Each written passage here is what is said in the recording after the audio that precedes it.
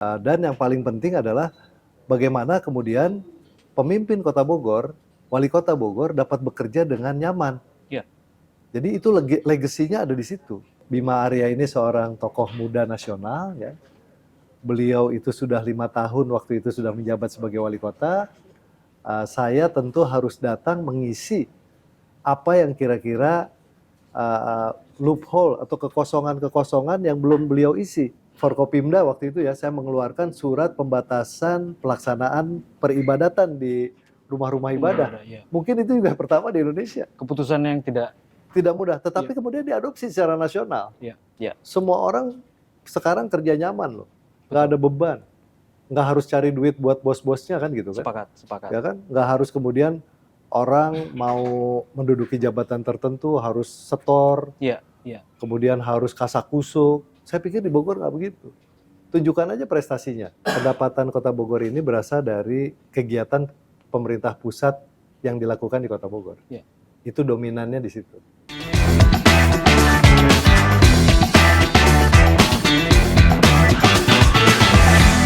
Assalamualaikum Kang Deddy Rahim.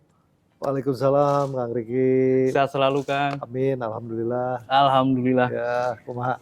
Kang Deddy Rahim. Ya. Wakil Wali Kota Bogor periode 2019-2024. Ya. Dan hari ini 20 April 2024 adalah hari terakhir Kang Deddy bertugas sebagai Wakil Wali Kota Bogor. Ya. 5 tahun mendampingi Kang Bima Arya, Wali Kota Bogor. Ini ya. sebuah perjalanan yang luar biasa, Kang Deddy. Dan diskusi kita kali ini untuk menghormati perjalanan itu. Kita sedikit mengenang sekaligus evaluasi kecil. Ya. Mungkin nanti akan muncul tips-tips begitu ya dari Kang Deddy Rahim untuk memimpin Kota Bogor selanjutnya, biar Kota Bogor lebih keren lagi gitu. Ya. Kang Deddy, ya. Saya akan buka diskusi ini dengan apresiasi, tentunya ucapan terima kasih yang tulus, ya. Kang Deddy. Terima kasih atas dedikasi, atas pengabdian, kerja keras dan kolaborasi yang begitu intim dengan semua sektor sehingga terlihat jelas bagaimana wajah kota kita ini terlihat berubah semakin baik gitu ya rekan-rekan semua. Boleh applause dong teman-teman biar nggak kaku untuk Kang Deddy Rahim. Terima kasih sekali lagi, terima kasih. Dan kita tim redaksi sudah merangkum beberapa pertanyaan nih Kang Deddy yang mungkin belum banyak orang tahu nih. Di akhir masa jabatan Kang Deddy. Selama 5 tahun berlari, Bogor berlari ini tagline Kota Bogor ya teman-teman di pemerintahan Bima Arya dan Deddy Rahim. Harus diakui banyak perubahan yang sudah dirasakan. Nah, pertanyaannya adalah apa yang menjadi legacy atau peninggalan terbesar yang paling berkesan, yang paling dirasakan banyak manfaatnya untuk masyarakat dan menjadi kebanggaan tersendiri bagi Kang Deddy. Nah, ini catatannya itu. Apa nih Kang Deddy? Sebetulnya saya ingin menyampaikan satu hal ya yang mungkin tidak banyak orang yang tahu. Jadi betapa menjadi wakil wali kota itu tidaklah mudah. Ya kalau soal legacy itu adalah sebuah proses di mana interaksi dari semua stakeholders kemudian menghasilkan sebuah produk atau keberhasilan yang nantinya diraih bersama. Tetapi di balik itu saya pikir yang paling penting adalah bagaimana saya memberikan semacam hadiah ya. Hadiah terbaik pertama untuk Kang Bima sebagai wali kota Bogor. Yang kedua kepada masyarakat kota Bogor tentunya. Dan yang ketiga kepada ASN di lingkungan kota Bogor.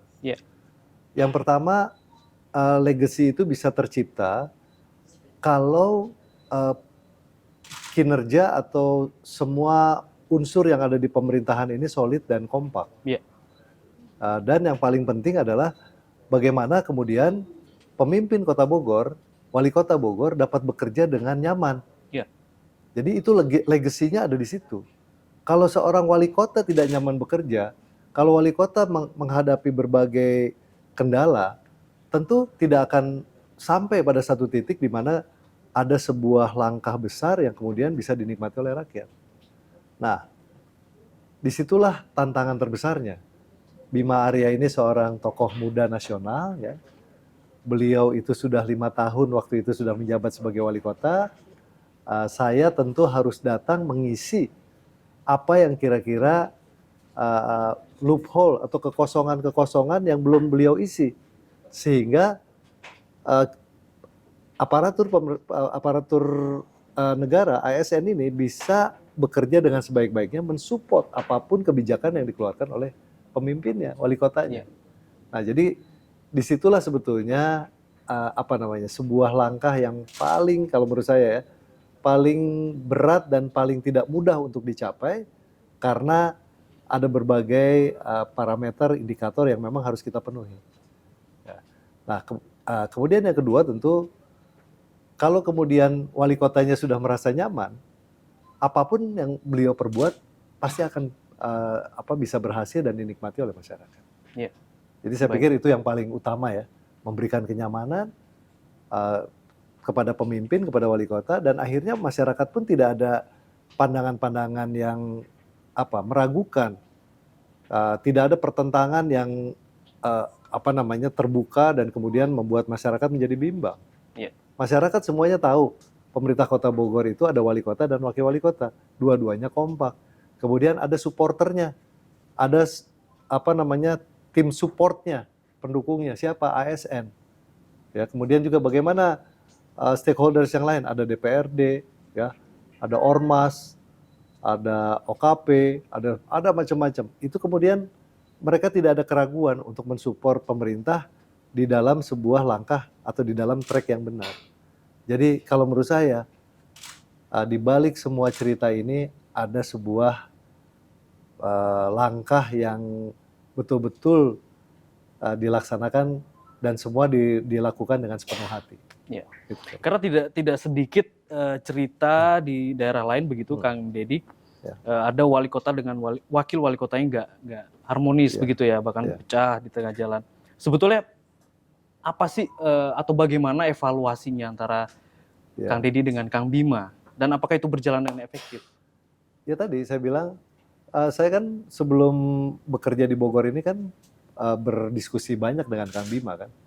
Apa harapan Kang Bima mau kemana, bagaimana dengan ASN, bagaimana hubungan dengan Dewan, bagaimana hubungan dengan Ormas, bagaimana dengan Kiai, dengan ulama, dengan habaib, dengan unsur pemuda, dengan semua stakeholders yang ada. Itu kemudian menjadi diskusi-diskusi yang produktif dan kemudian menghasilkan langkah-langkah kebijakan yang kemudian dianggap lebih tepat kan gitu. Yeah.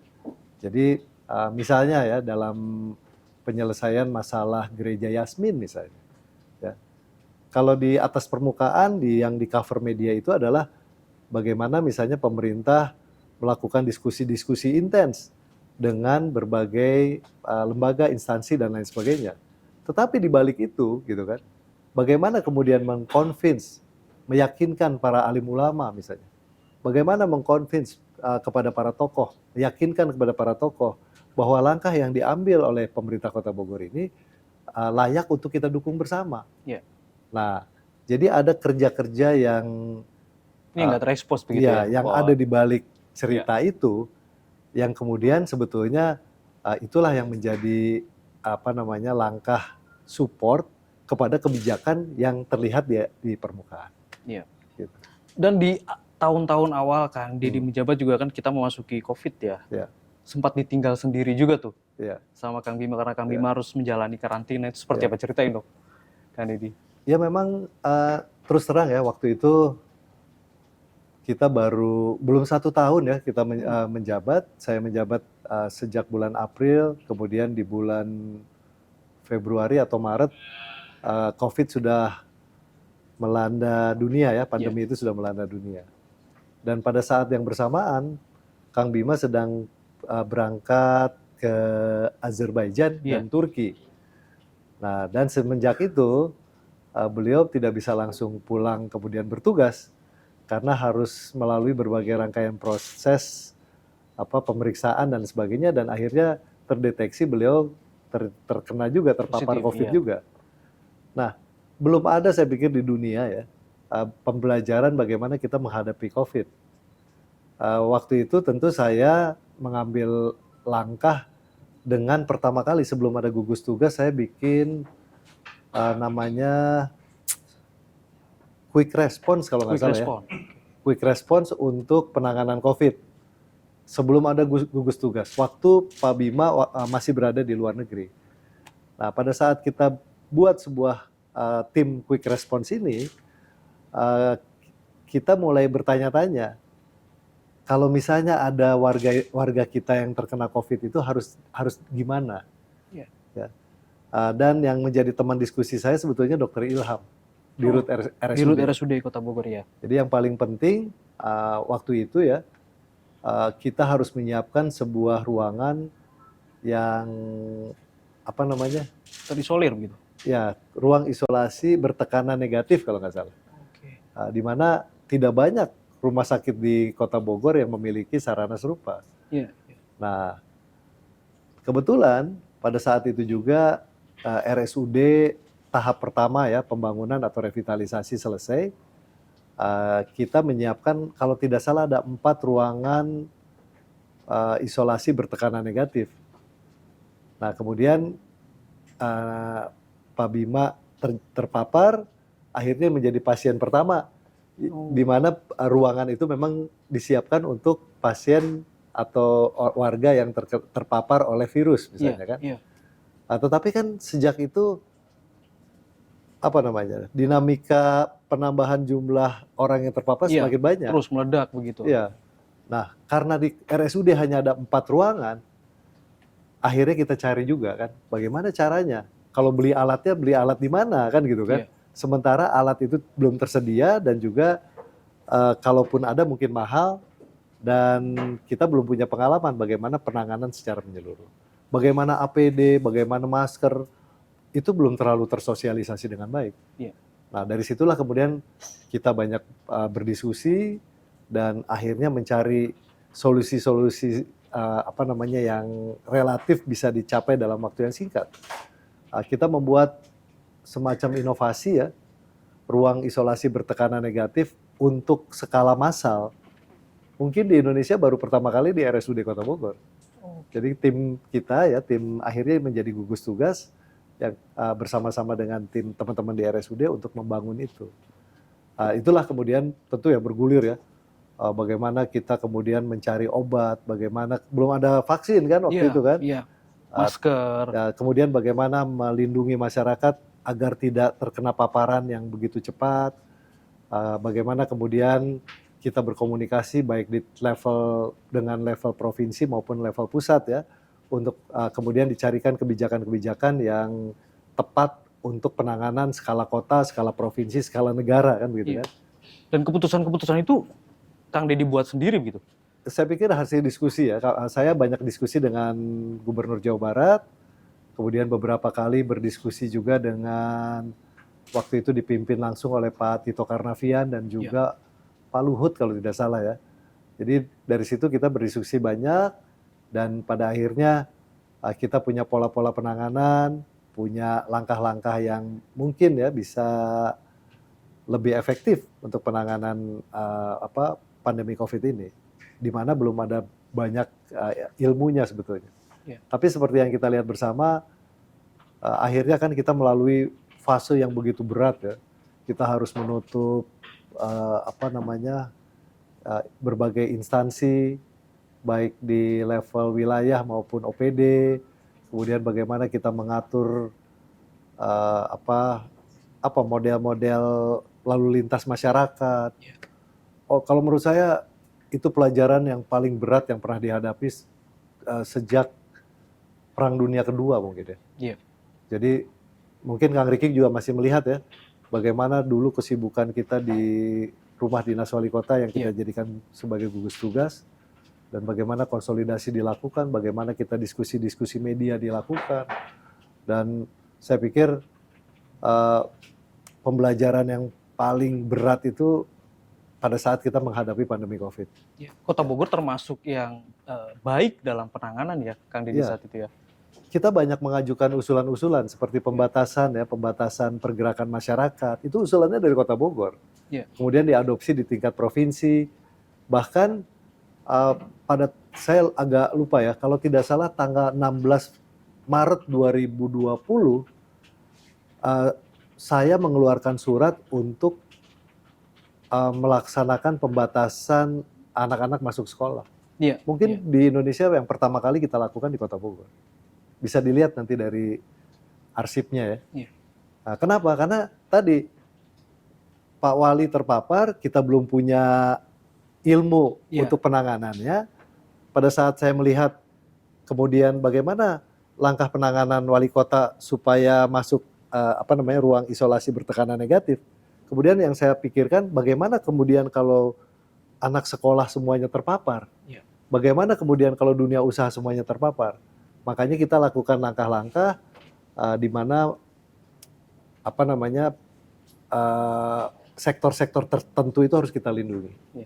Nah, termasuk juga Forkopimda waktu itu ya, saya mengeluarkan surat pembatasan pelaksanaan peribadatan di rumah-rumah ibadah. Mungkin itu juga pertama di Indonesia. Keputusan yang tidak mudah, tetapi kemudian diadopsi secara nasional. Ya. Dan ternyata kalau kita lihat mungkin efektif karena berhasil mengurangi tekanan dan sebaran paparan yang mungkin kalau kita tidak lakukan itu akan terjadi sebuah langkah yang lebih masif. Dan kita pernah mengusulkan juga KRL untuk dibatasi, ingat nggak? Iya. Ya kan? Kenapa? Percuma kita lakukan pembatasan di tingkat Kota Bogor, sementara pusat pandeminya ada di DKI. Nah, saya sampaikan ke Pak Luhut waktu itu. Pak Luhut, saya bilang, kalau Jakarta sebagai pusat pandemi masih melaksanakan kegiatan secara normal, orang Bogor pergi ke Jakarta, pulang ke Bogor bawa virus, kita bisa ngapain, saya bilang. Gitu. Nah, itu saya lakukan. Tapi akhirnya toh semua masyarakat akhirnya memahami, bahkan di tingkat pusat, di tingkat provinsi juga mengadopsi dan kita lihat lah ya penanganan COVID ini akhirnya ada tingkat keberhasilan meskipun tentu bertahap, berjenjang dan akhirnya kita bisa lolos lepas dari pandemi. Kang Deddy, salah satu yang membantu ini kelebihan Kang Deddy, banyak yang bilang bahwa Kang Deddy punya kelebihan mudah begitu akses ke nasional. Kang Deddy merasa nggak hal itu menjadi satu kemudahan lah untuk penanganan masalah tadi? Ya saya pikir mungkin ya, salah satu kan saya pernah menjadi direktur ya di KPK. Saya masuk KPK tahun 2005, tahun 2009 saya dilantik jadi direktur eselon 2 artinya ya. Eselon 2 di tingkat birokrasi. Tentu itu modalitas. Kalau buat level direktur itu kan komunikasi lintas instansi lebih mudah. Dan boleh dibilang pada saat itu KPK punya peran cukup besar untuk melakukan langkah-langkah pencegahan dan pemberantasan korupsi. Dan ternyata di saat saya kemudian menjadi wakil wali kota, kolega saya yang dulu di Kementerian Kesehatan sudah menjadi dirjen. Kemudian kolega saya misalnya di Kementerian Dalam Negeri sudah menjadi direktur atau sudah menjadi dirjen, bahkan di instansi yang lain juga dalam posisi yang kurang lebih strategis, maka tentu kita manfaatkan untuk kebaikan Kota Bogor. Ini bisa jadi tips calon wali kota selanjutnya nih. Kang Deddy, boleh dong sedikit tadi karena Kang Deddy sudah menyinggung KPK. Waktu awal dari KPK ke kepala daerah gitu ada shock culture-nya nggak sih? Tentu berbeda ya, berbeda jauh. Kalau kita bicara di KPK itu kan level lebih ke boleh dibilang lebih sifatnya konseptual ya. Terutama di bidang pencegahan. Kalau di bidang penindakan mungkin sudah bisa langsung action untuk penyidikan sampai penuntutan. Tapi kalau di pemerintah daerah kan semuanya bukan teori lagi ya, sudah praktek. Artinya hal yang paling sulit adalah bagaimana kita membuat birokrasi ini misalnya bersih, tetapi tanpa harus dilakukan langkah-langkah penindakan misalnya. Nah, pada saat saya masuk tentu kan saya melihat ya, ternyata ada beberapa praktek-praktek yang mungkin belum dikategorikan sebagai good governance, belum sampai sana. Misalnya belum sampai level clean government.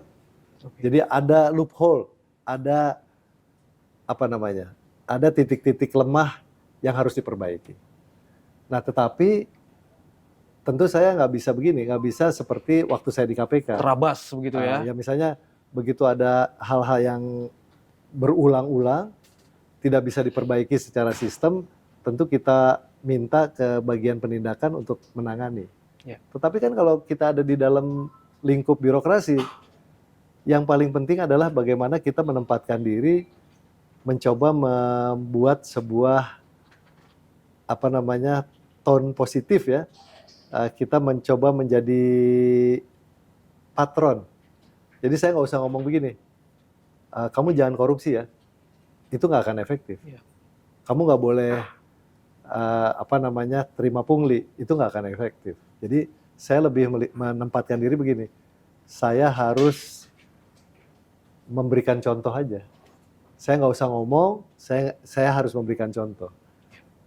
Jadi bisa dibayangkan ya, gimana sulitnya di KPK itu mungkin lebih otoritatif ya, bisa minta orang untuk tidak melakukan hal-hal seperti itu, tapi di dalam konteks kita berada dalam birokrasi, kita ada di dalam lingkup itu, tentu kan kita harus mengajaknya secara persuasif, harus mengajaknya secara apa namanya tadi dengan memberikan sampel, contoh, dan itu bukan hal yang mudah yang dilakukan. Gergetan buat ini. Enggak juga, tapi saya cuma bilang kita coba pola yang pendekatan yang lebih efektif. Tapi bisa dan berhasil. Saya pikir sejauh ini. Alhamdulillah. Ya. Semua orang sekarang kerja nyaman loh, nggak ada beban, nggak harus cari duit buat bos-bosnya kan gitu kan. Sepakat. Ya kan, nggak harus kemudian orang mau menduduki jabatan tertentu harus setor. Iya. Kemudian harus kasakusuk. Saya pikir di Bogor nggak begitu. Tunjukkan aja prestasinya. Kemudian kita dorong ke Baperjakat. Kalau kata Baperjakat memenuhi syarat bisa naik. Kalau kata Baperjakat tidak bisa memenuhi syarat, ada catatan tidak bisa naik, ya apa boleh buat kan begitu kan? Iya. Tapi yang paling penting tadi tone of the top. Kita memberikan contoh aja. Saya tidak menerima apa namanya parcel misalnya kan. Saya tidak menerima kutipan. Saya tidak membebani untuk uang-uang kebutuhan kehidupan saya kan gitu kan. Malah saya balik. Kalau saya ngajak makan, saya yang bayar. Iya. Ya kan? Kita dengar cerita itu. Kang Deddy selalu. Ya artinya gini, nggak perlu dikasih contoh kan. Udah kalau makan sama saya, nggak usah ngeluarin duit deh. Biar saya nggak punya duit juga saya yang bayar. Kan gitu kan. Artinya apa? Artinya mereka udah tahu. Oh, dengan pola seperti ini, kita tahu menempatkan diri. Nggak mungkin anak buah yang keluar duit, orang duitnya lebih kecil mereka daripada saya kan. Tentu saya sebagai bahasanya kan sebagai bosnya gitu kan, harusnya yang bayarin. Nah itu saya lakukan. Dan alhamdulillah teman-teman di Pemkot juga udah paham dan akhirnya bisa meniru atau bisa melaksanakan apa yang kira-kira menjadi pesan di balik itu semua. Iya. Nah, Kang Deddy, 5 tahun memimpin Kota Bogor bersama Kang Bima. Apa sih PR yang Kang Deddy rasakan belum tercapai gitu? Ini Bogor nih, aduh sayang nih waktu kurang panjang, harusnya ada ini begitu. Apa kira-kira? Yang pertama memang tantangan terbesar ya untuk menjalankan roda pemerintahan itu kan dasarnya dari anggaran yang ada. Cita-cita sih setinggi langit, orang bisa ngomong pengen ini, pengen itu, tapi kita harus realistis. Pemerintah itu mau mewujudkan sesuatu harus juga mencari uangnya. Jadi bukan uangnya tiba-tiba datang dari langit. Kita harus punya inovasi, harus punya langkah di mana kas daerah itu terisi untuk pembangunan kan begitu kan? Iya. Karena beda kalau di pemerintah daerah itu kan kita tidak secara langsung menerima pajak-pajak yang seperti yang kita lihat di kehidupan sehari-hari ya. PPN itu kan nggak masuk ke kita. PPN ini kan masuk ke pusat. Iya. PPh 21 masuk ke pusat, PPh 23 masuk ke pusat, PPh 25 masuk ke pusat. Pajak kendaraan bermotor masuk ke provinsi. Pajak bahan bakar masuk ke pusat. Ya kan? Nah, kita nanti di ujung baru menerima yang namanya bagi hasil. Iya. Nah, PAD itu diperoleh dari mana? Pendapatan asli daerah. Pendapatan kita kan yang PBB. Tradisional hanya PBB dan BPHTB. BPHTB. Tapi yang harus kita cari betul apa? Ya pajak pembangunan satu, kafe, restoran, hotel, hiburan, ya, kemudian juga perparkiran. Nah makanya saat pertama masuk di 2019, saya mengakselerasi pembentukan namanya Mall Pelayanan Publik. Iya. Kenapa? Supaya kita bisa kasih karpet merah untuk pengusaha investasi di Bogor. Karena sebelumnya saya dengar ada pengusaha ngurus izin 3 tahun, akhirnya nggak jadi investasi. Ada pengusaha mau bikin ini dipersulit. Ya. Nah saya pikir nomor satu untuk bisa meningkatkan investasi ya kita harus punya terobosan di bidang perizinan. Ya, meskipun di tengah-tengah kemudian muncul namanya Undang-Undang Cipta Kerja, ya Omnibus Law. Kemudian IMB berganti menjadi PBG misalnya. Ya. Itu juga ada masalah juga.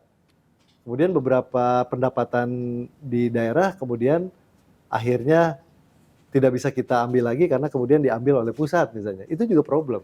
Tapi nomor satu niat pemerintah bagaimana membuat investor itu paling tidak punya harapan untuk melakukan sebuah usaha di daerah dan kemudian ada kepastian bagaimana kemudian mereka menanamkan modalnya dan bisa kembali modalnya kalau kemudian didukung oleh infrastruktur dan juga oleh kebijakan yang dikeluarkan oleh pemerintah. Iya. Boleh kita garis bawahi ya Kang Deddy ya, kita yang Kang Deddy yang menginisiasi MPP itu ya? Sebetulnya tidak, sudah ada. Kan saya sebelum dilantik itu sempat terbang sama Kang Bima ke Banyuwangi. Oh iya, melihat Ya, di sana ya. saya sama Kang Bima ke Banyuwangi, saya lihat Banyuwangi, ya daerah di Tapal Kuda Jawa Timur, kok bisa gitu kan? Ya tentu begini, dengan luas wilayah yang lebih besar dari Kabupaten Bogor, dengan penduduk yang hampir sama dengan Kota Bogor, Ya. tentu tipikal wilayahnya berbeda. Tapi mereka menerapkan itu, dan kita belajar dari sana apa yang terjadi. Oh ternyata hotel tumbuh cepat di sana.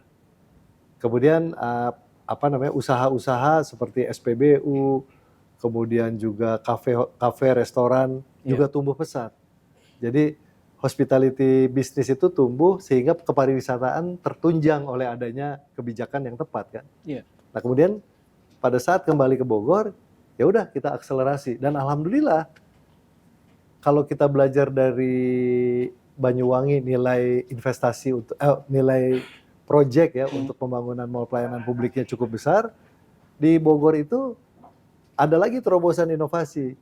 Kita kerjasama dengan Lipo Kebun Raya ya mall karena kebetulan kan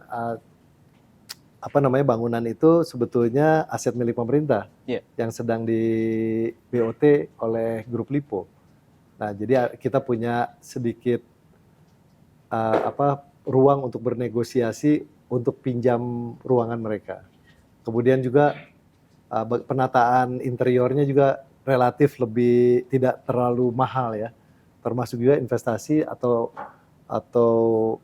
anggaran yang kita pakai untuk IT-nya.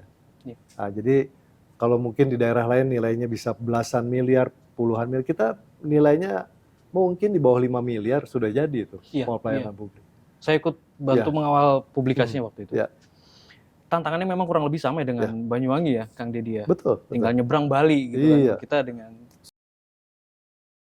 hingar-bingar di sini sepi kan, nggak adil. Makanya harus cari terobosan. Begitu juga Bogor sebagai daerah penyangga ibu kota ya.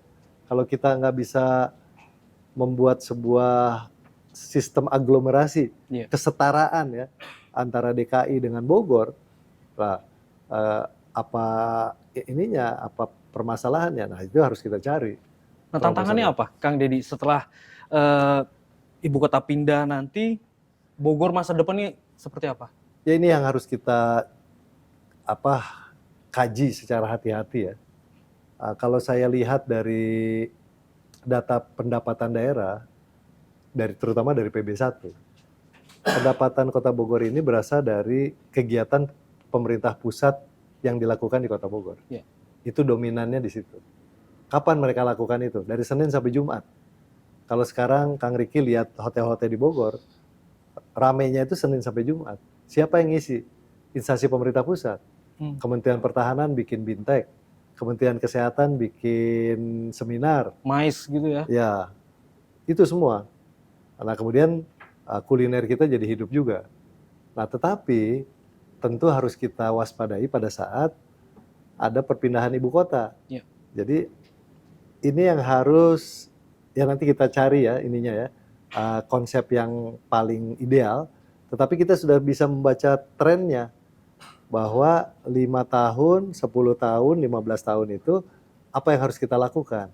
Ya tentu salah satunya mengkonsepsikan ulang ya Bogor sebagai kota wisata. Bagaimana hari Senin sampai Jumat itu yang tadinya diisi oleh kegiatan pemerintah pusat di Kota Bogor diisi oleh kegiatan kepariwisataan, MAIS tadi. Iya, iya. Event-event besar harus ada di Bogor, harus rutin dilakukan dan harus bisa memancing rasa ingin tahu, keinginan orang untuk datang. Nah, di situ juga harus ditunjang oleh infrastruktur dan juga kesiapan sumber daya manusia Kota Bogor. Kita punya ini konsep itu ya? Sudah ada konsepnya. Tentu kan sekarang saya sudah ide-ide itu kan sudah tertuang dalam RPJMD misalnya. Ya. Ya sudah ada di dalam kegiatan-kegiatan Musrenbang. Jadi sudah masuk ke situ. Nah, tinggal bagaimana nanti diimplementasikan. Jadi memang itulah tantangan kita yang paling nyata di depan mata kita.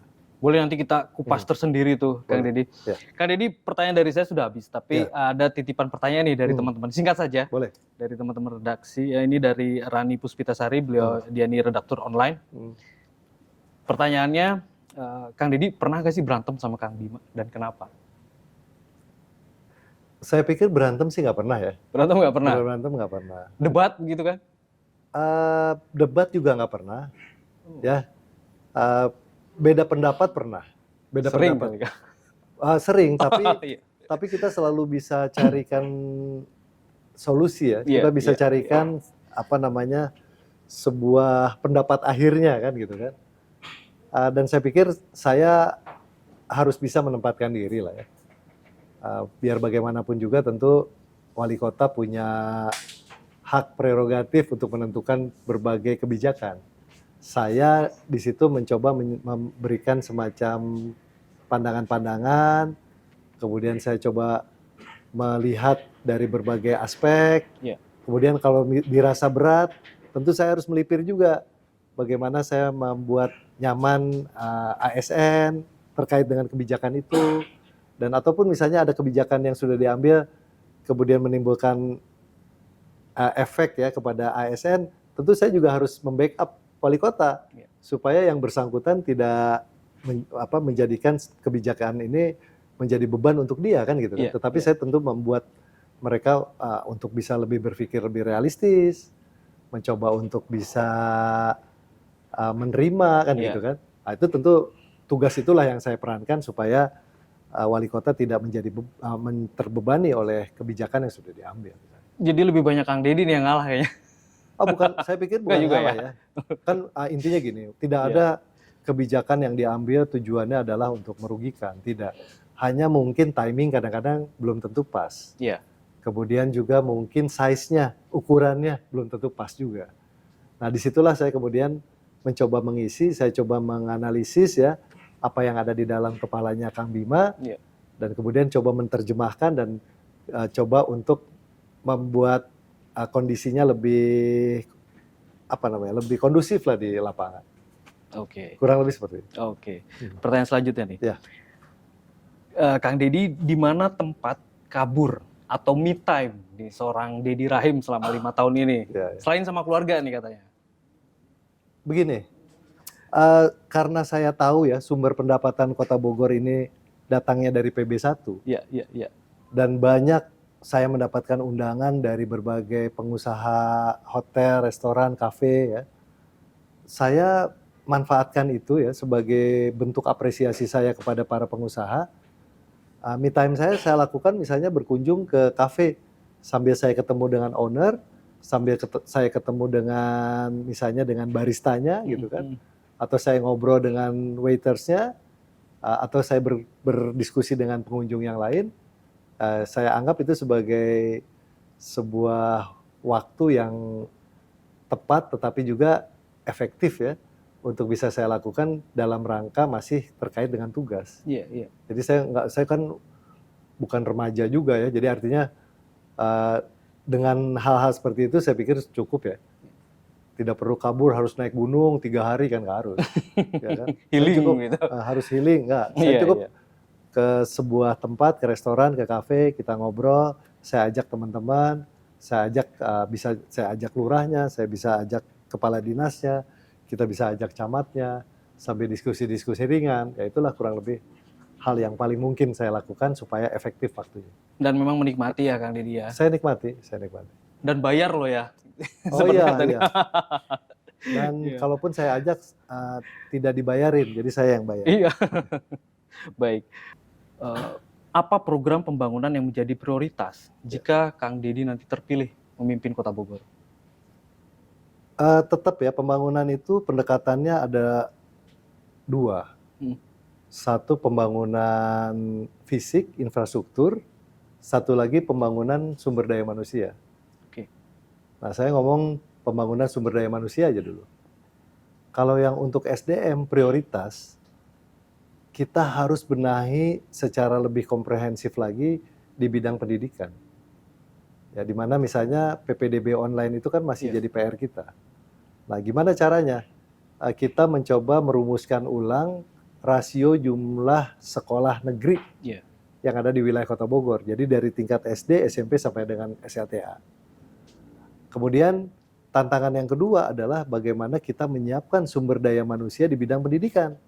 Karena apa? Karena setiap bulan guru yang pensiun itu ada sekitar 20 orang. Betul. Kali 12, berarti ada 240 orang yang pensiun. Nah, dalam satu titik tertentu kita akan minus, menghadapi defisit guru kan betul, gitu kan. Betul. Kalau kebijakan yang diambil tidak tepat. Nah, makanya dorongan kita untuk melaksanakan merger tentu akan menyelamatkan jumlah guru. Kemudian akan menyelamatkan kepala sekolah yang tadinya misalnya SDN Cihelet 1 dan 2 itu ada dalam sebuah lokasi, terbagi oleh sebuah lapangan badminton, tapi punya 2 kepala sekolah. Ya kan? Kalau dalam logika berpikir sederhana, ngapain harus ada 2 kepala sekolah? Kepala sekolahnya 1. Gurunya di sebelah kanan 18, di sebelah kiri 15. Nah, kenapa nggak kita merger, gurunya jadi 20, kepala sekolahnya 1. Selebihnya kita pindahin ke tempat lain. Nah, itu logika sederhana. Kemudian selain merger, kita juga konversi ya SD negeri menjadi SMP negeri misalnya sebagai tambahan. Kenapa? Karena kita harus mengimbangi juga. Kita sedang berusaha untuk dalam tahun-tahun ke depan ini ada 2 SLTA baru di Bogor. Ya. Insya Allah di Kayu Manis ada SMA Negeri 11, kemudian di Rancamaya ada SMA Negeri 12. Jadi di wilayah Tanah Sareal ada 1 SMA baru, kemudian di wilayah Bogor Selatan ada 1. Yang masih jadi PR adalah SMA Negeri di Bogor Timur. Kita sedang mencoba mencarikan lokasi lahannya. Nah, itu kurang lebih kalau pembangunan manusia ya. Kalau pembangunan fisik, infrastruktur, yang harus kita coba prioritaskan juga adalah bagaimana nanti ke depan apa yang sudah menjadi modalitas kita, lahan yang sudah dihibahkan dari pemerintah pusat, dari Dirjen Kekayaan Negara kepada pemerintah Kota Bogor untuk dijadikan sebagai pusat layanan pemerintah di Kota Bogor yang baru, itu kita wujudkan secara bertahap. Kenapa? Karena keinginan kita 21 OPD dari 30-an OPD yang ada di Kota Bogor, itu kita bisa tempatkan di satu tempat. Dilokalisir. Supaya masyarakat juga bisa lebih mudah mengakses. Kemudian juga 21 aset yang ditinggalkan bisa diisi oleh beberapa kepentingan instansi yang ada di bawah pemerintah Kota Bogor. Dan yang ada di luar pemerintah Kota Bogor, misalnya apa? Bawaslu butuh juga. Kemudian KPUD butuh juga. Kemudian LPTK butuh juga. Kemudian MUI butuh juga. Kemudian Komisi Perlindungan Ibu dan Anak butuh juga. Garnisun butuh juga. Nah, kalau kita beli satu-satu kan sulit. Lebih baik proses yang kemarin kita mintakan kepada pemerintah pusat kan sudah sudah disetujui dan sudah menjadi aset kita. Nah, tinggal itu dibangun, kebutuhan-kebutuhan ini bisa terisi dengan sendirinya. Bahkan kalau memungkinkan, partai politik pun bisa pinjam pakai aset yang tadinya dipergunakan oleh OPD, ya kan? Jadi langkah-langkah seperti itu yang kita lakukan. Jadi nggak mungkin, saya bilang, pada saat kemarin itu berpikir solusinya adalah membelikan satu-satu aset baru untuk kepentingan instansi plat merah misalnya. Iya. Gitu. Itu kurang lebih. Iya, iya. Ini pertanyaan selanjutnya mungkin sudah terjawab tadi. Apa yang belum tersentuh oleh Bima Arya yang mungkin ingin Kang Deddy lanjutkan? Kalau yang belum tersentuh sih sebetulnya contoh Bogor Inner Ring Road misalnya. Oh iya. Jadi memang pembahasan terakhir itu di tahun 2010. Tapi di tahun 2021 saya mencoba untuk menghidupkan kembali sebuah kemungkinan ya mewujudkan Bogor Inner Ring Road bisa terlaksana. Yeah. Nah, apa yang saya lakukan atas izin Kang Bima, saya minta kepada beberapa pengembang untuk memberikan kontribusi kepada pemerintah Kota Bogor. Jadi total kalau misalnya kita bicara rencana ruas jalan ya, rencana ruas jalan baru itu kan jalan R3 misalnya. Ring Road 3 ini sekarang sudah lebih maju. Yeah. Setelah 5 tahun sebelumnya kan mandek juga, tidak ada perkembangan. Sekarang kita sudah mendekati sampai ke area Katulampa misalnya. Yeah. Nah, dari area Katulampa tinggal nyebrang ke Kuntum. Dari Kuntum masuk ke Tajur ya, Wangun. Ya, dari Wangun kemudian kita nyebrang ke Gudrei masuk ke Kertamaya, Rancamaya, kemudian masuk ke area Dekeng ya, Genteng. Yeah. Nah, itu maka ada harapan untuk meningkatkan indeks pembangunan manusia Bogor Selatan yang selama ini terisolir misalnya kan. Yeah. Sejak zaman Belanda aksesnya hanya dari Batu Tulis sama satu lagi di Warung Nangka misalnya. Nah, kalau akses itu kita bisa tembus, kita memberikan harapan kepada masyarakat Bogor Selatan untuk kita tingkatkan indeks pembangunan manusianya. Yeah. Nah, itu sudah dari 11,7 kilo, 11,3 kilo, alhamdulillah kita sudah punya modal dari hasil pertemuan kita dengan hampir 6 atau 7 pengembang. Total panjang lahan yang sudah tersedia sekarang hampir 7 kilo. Jadi kalau kita bebaskan kan tidak banyak lagi. Yeah. Dari 11 kilo, kalau 7 kilo sudah tersedia, kurang lebih 4 atau 5 kilo lah harus kita bebaskan. Daripada kita harus bebaskan semuanya. Berapa triliun uang yang harus kita siapkan. Nah, itu terobosan-terobosan itu. Dan termasuk aset yang kita minta ke pemerintah pusat juga nilainya juga ratusan miliar itu. Dan mungkin dalam sejarah Kota Bogor belum banyak langkah-langkah dilakukan, dan itu salah satu kebijakan yang kita ambil, tujuannya untuk meningkatkan jumlah aset yang produktif di Kota Bogor ke depan, dan juga tadi bagaimana kita mencari solusi dan terobosan inovasi baru untuk menyelesaikan berbagai PR ya masa lalu yang harus kita coba selesaikan dalam waktu yang tidak terlalu lama. Iya. Ya. Kalau Anda terpilih, Anda lanjutkan mimpi itu ya untuk Bogor Selatan, Kang Deddy. Insya Allah. Ya. Baik. Terus. Terima kasih, Kang Deddy Rahim. Cukup. Siap. Saya tutup diskusi ini, Kang Deddy. Atau mungkin ada yang mau ditambahkan, Kang Deddy, untuk Bogorians, untuk followersnya Radar Bogor, warga Bogor semua. Ya, intinya ini hari terakhir saya bertugas di Kota Bogor, mendampingi Kang Bima. Saya tentu ingin menyampaikan ucapan terima kasih kepada Radar Bogor yang sudah menjalin sinergitas, kolaborasi yang cukup lama dan menjadi partner ya. Sosialisasi dan juga informasi bagi seluruh rangkaian pembangunan yang dilakukan oleh pemerintah Kota Bogor. Dan untuk masyarakat, tentu masih banyak kekurangan yang ada. Saya mohon maaf. Kita sudah mempunyai konsep ke depan bagaimana kemudian menyelesaikan berbagai PR, dan tentunya mohon doa dan dukungannya untuk bisa kita lanjutkan pembangunan Kota Bogor sesuai dengan arah dan tujuan bersama menjadikan Kota Bogor lebih baik lagi. Siap, Bogor beres begitu ya, Kang Deddy. Siap, kita beresin Bogor depan. Oke, terima kasih. Sehat selalu, sukses, dan semangat. Boleh aplaus teman-teman semua. Terima kasih. Assalamualaikum warahmatullahi wabarakatuh. Salam warahmatullahi wabarakatuh.